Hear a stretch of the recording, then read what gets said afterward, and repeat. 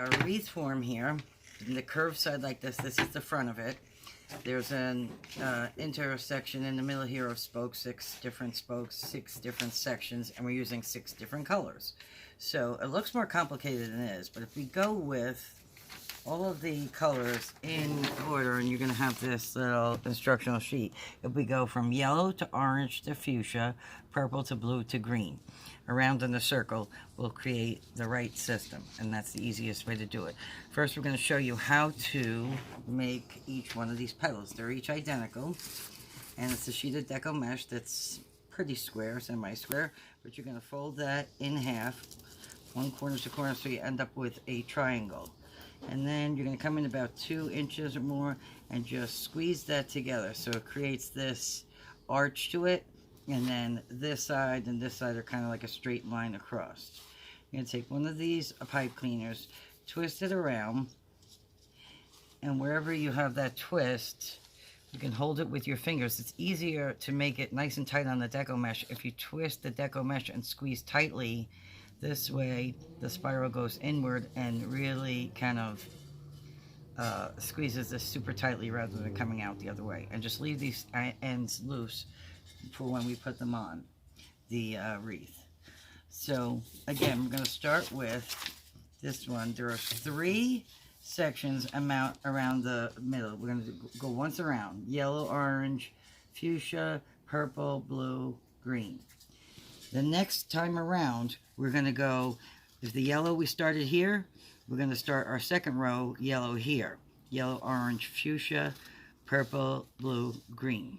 Same thing the next time around. We're going to step up one more. We're going to go yellow, orange, fuchsia, purple, blue, green. Then the next section, let's say our yellow, we were over here with our yellow. Our last yellow was over here. 2 yellow in the next section. So you step forward each time. So on the metal ring, 2 goes on this inner ring, and then we go around the same thing. And then on the third one, your yellow will be here, and 3 go on the third ring. The third ring, that's our final ring.